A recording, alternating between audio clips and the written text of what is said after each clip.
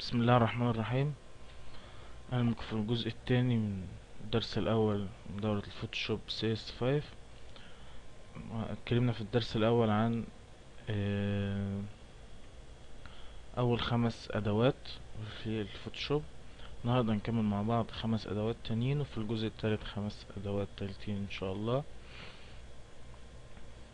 دلوقتي معانا الاداة السادسة اللي هي الهيلينج براش تول. الهيلينج براش تول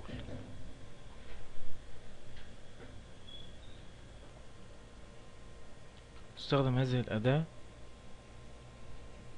باشكالها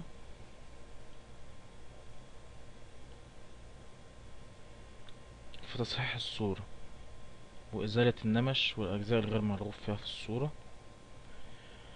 الأداة دي سبوت هيلينج براش، دي بتستخدم في إزالة النقط أو النمش وتنظيف الصورة من الأجزاء الصغيرة الغير مرغوب فيها. طيب نجرب كده. ممكن نضغط كليك يمين ونكبر حجم الصورة بتاعتنا كده، البراش بتاعتنا الفرشة، أو ممكن نضغط من هنا وبرضو ممكن نكبر حجمها ونصغرها منها. نشوف كده هتعمل ايه مع النقط دي. هنلاقي زي ما احنا شايفين بتمسح النقط زي ما احنا شايفين. طيب دي كان بالنسبة للأداة الأولى السبوت هانج برش. طيب الباتش تول دي بتستخدم لإزالة أجزاء كبيرة من الصورة عن طريق إن احنا بنظللها ونشدها على الخلفية، على صورة الخلفية، بتاخد اللون بتاع الخلفية زي ما احنا نشوف كده. نشدها كده نلاقيها بتاخد نفس اللون بتاع الخلفية، وادي حاجة اكبر منها اهو ده لفوق، هياخد نفس شكل الخلفية.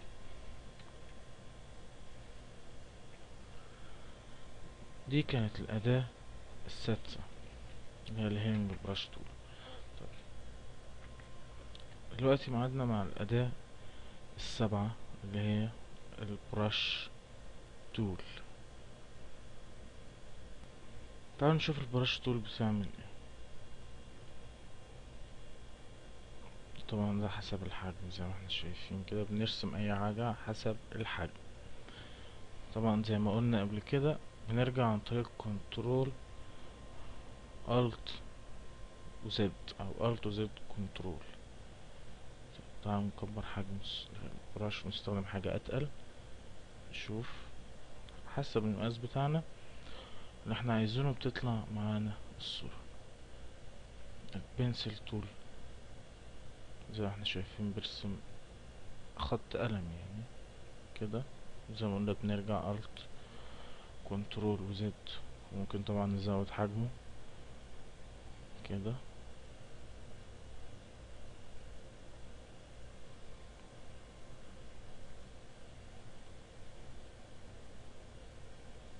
ممكن نختار اي اشكال، طبعا انا مش معايا مش حاطط اشكال زي ما احنا شايفين كده. اي شكل عايزينه بنحطه، مفيش مشكلة معانا.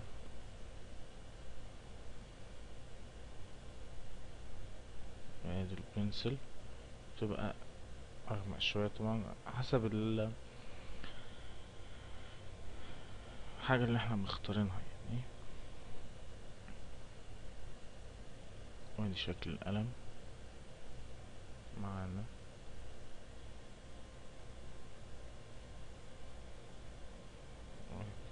جي مثلا جرافيك. دي كانت الأداة السابعة معانا. يعني الفرشة بتستخدم عشان نرسم شكل معين، دايرة اي حاجة. ده التعريف بالادوات اللي احنا استخدمناها دلوقتي. والبنسل ده بتستخدم لرسم الخطوط الرفيعة زي ما احنا شفنا كده. الأداة السبعة الممحاة، الإريزر تول. طبعا من أهم الأدوات اللي موجودة في الفوتوشوب. ليه؟ لأن احنا الحاجة الزيادة عندنا بنستخدم فيها الممحى أو الأستيكة يعني.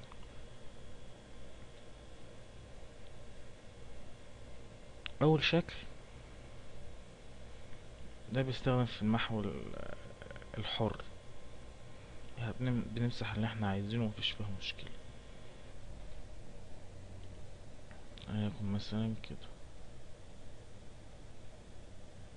طبعا بيدي خلفية بيضة. ليه؟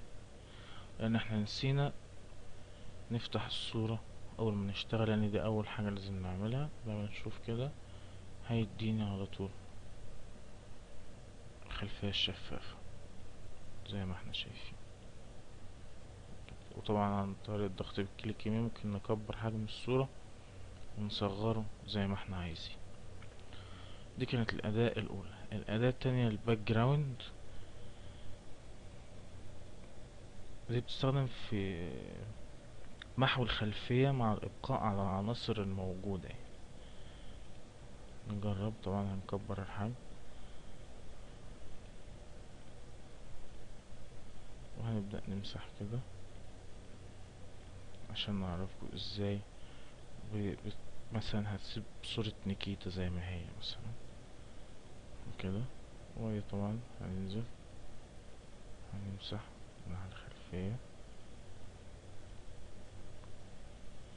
طبعا قلت لحضراتكم قبل كده المحو بتاعنا مش هيبقى دقيق او شغلنا مش هيبقى دقيق قوي، علشان حضراتكم تتعلموا وتبدأوا تشتغلوا بإيديكم بنفسكم زي ما احنا شايفين. ويمسح الخلفية وبيسيب الشخص أو العنصر اللي موجود زي ما هو زي ما احنا عايزين.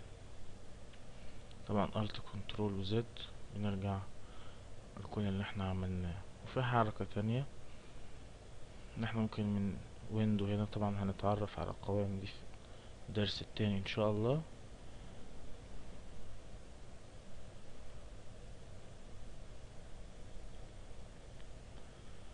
دي كانت الأداة التانية. الأداة التالتة اللي هي الماجيك أو المحا السحرية. دي بتستخدم شبيهة بالماجيك ووند، انها بتمسح جزء معين في الصورة بلون واحد. يعني مثلا نجرب نعمل كده، هتلاقي مسحت كل اللون ده كده، مسحت زي ما احنا شايفين. هي دي الماجيك، هي دي الماجيك اريزر زي ما احنا شايفين كده. دي كانت الأداة التامنة معانا النهاردة. الأداة التاسعة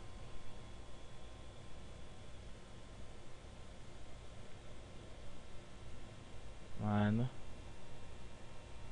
وهي ingredient tool والpaint tool. ingredient tool تعمل تدرجات للأشكال يعني.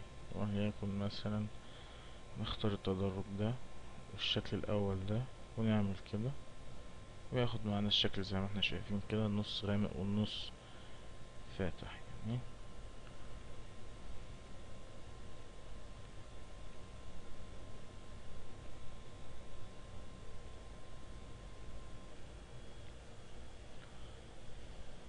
زي ما احنا شفنا كده.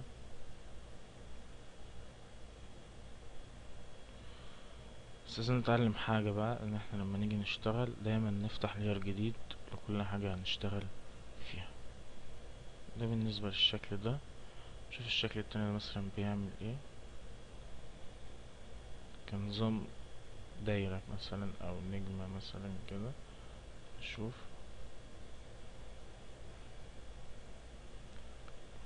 ده بيعمل ايه زي ما احنا شايفين كده. انا هحاول اختار تدرج يكون غامق شوية عشان نعرف بيعمل ايه زي ما انتم شايفين كده، مفهوش شفاف يعني. دي كده الاشكال كلها معانا، شكل علم مثلا، ودي شكل نقطة تبقى لمعة في النص زي ما احنا شايفين. طيب عايزين بقى نتعلم حاجة يعني،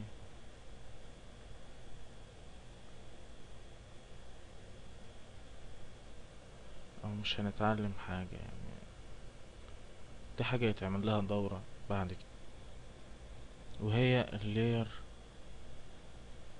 ماسك او الماسك مود، ماسك لاير زي ما احنا عايزين نسميه هنسميه يعني. طيب نقف على الصورة الأصلية كده ونضغط على ماسك لاير ونختار التدرج ده مثلا، ونيجي هنا ونعمل كده. لا آسف، اخترنا الشكل غلط، نروح على الشكل اللي احنا عايزينه ونعمل مثلا كده. نرجع تاني نضغط هنا تاني ونروح جايين ضاغطين، اسف نروح جايين عاملين edit وكات مثلا. نشوف الشكل اللي عملته معانا ده بتنفعنا مثلا في حاجات الدمج او حاجات من دي، احنا ممكن ندخل الصور جوا بعض وكده. ده بالنسبة لآيات الجريدينت، وكل شوية نتعلم حاجات اكتر وهتستفادوا وهتفهموا اكتر انا قصدي ايه.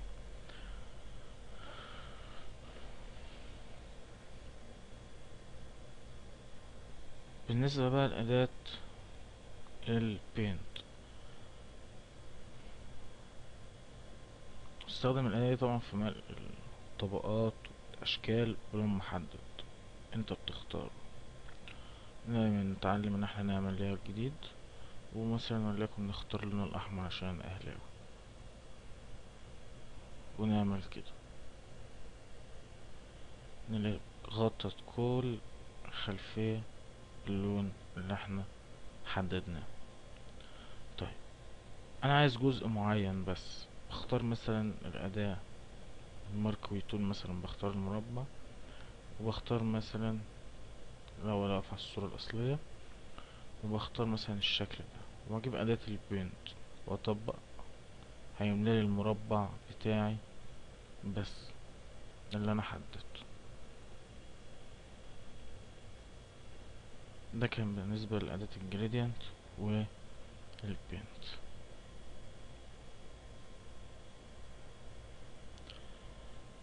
الأداة العاشرة وهي أداة التنعيم اللي هي البلور تول. 3 أشكال دول، أول شكل ده بيدينا الشكل الضبابي أو التنعيم لجزء معين في الصورة. هنشتغل مثلا على الجزء ده أو على المكان ده الصغير ده ونشوف التأثير عامل ازاي. لاحظ معايا هنعمل الت وكنترول وزد عشان نرجع نشوف التأثير، والت وزد عشان نشوف التأثير. شوفنا التأثير عامل ازاي. ده كان بالنسبة للأداة دي اللي هي البلور تول. بالنسبة للشاربن تول، باينة من اسمها يعني، بتستخدم في توضيح جزء من الصورة عكس الشكل اللي فات. نجرب مثلا نشوف زي ما احنا شايفين عملت ايه في الصورة او في الجزء اللي احنا بنشتغل عليه ده. برضه هنعمل الت وكنترول زد عشان نشوف التأثير. ادي الفرق بين التأثيرين مع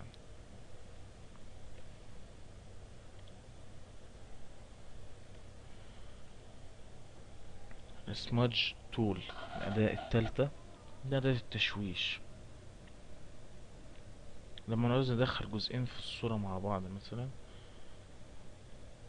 بنستخدم الأداة دي ونشوف بتعمل الأداة زي ما احنا شوفنا كده. شوفنا التأثير. دي كانت الأداة العاشرة والأخيرة في الجزء التاني. إن شاء الله الجزء التالت هيكون موجود معاكم بعد شوية.